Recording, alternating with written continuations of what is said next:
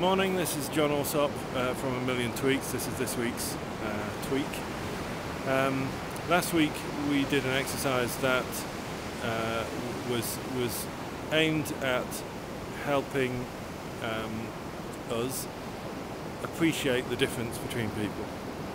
And this week what we're going to do is to try to define somebody who we can market to.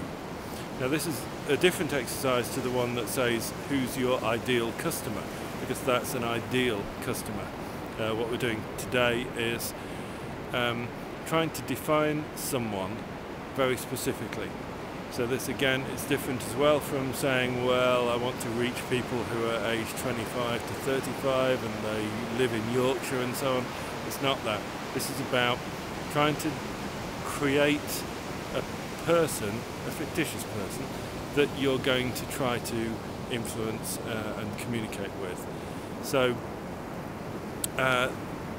it's about being very specific. So you kind of say, all right, well, this person is 25 years old and they live in the old town and they, you know, whatever. I'll show you how to do this in a minute, but the point is that you're trying to create someone who is as near real as is possible. So I was just going to show you, actually, I don't know whether you've come across mind maps before. Probably, actually, if you're younger than I am. I think they're taught in schools now, but if not, have a look at Tony Buzan. He kind of is the king of mind maps, but I'm just going to, well, we can do this on the beach here. So what I would do is start with something like, just start with a circle and say, well, we're doing age, so let's say they're 25 years old, and if they're 25 years old, it means they were born in whenever that means. What is that about? I don't know, 78, 80, I don't know, let's say they were born in 89. And if they were born in 89, we're going to get ruined, we're going to get slightly ruined. Oh well, that was a good idea, wasn't it? But you kind of get the idea, hopefully. And the point is that you expand on your mind map and get very, very much more specific. So you say, all right, there's the age. Well, all right, so what kids' programs did they grow up watching? What music influenced them when they became adolescent, when music is of huge influence to you.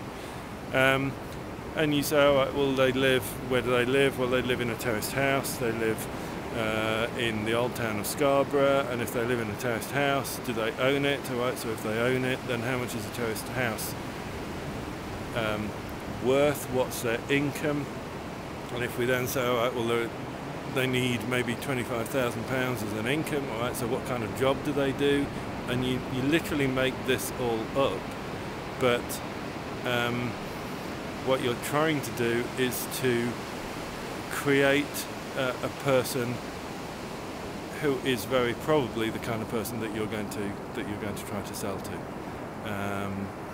And when you've done all that, just sit down with a blank sheet of paper and create your mind map like that. And once you've done all that, give them a name. And it might be that you need to do 2 or 3 people like that, several people that you need to influence, but you know, do that anyway, that's fine.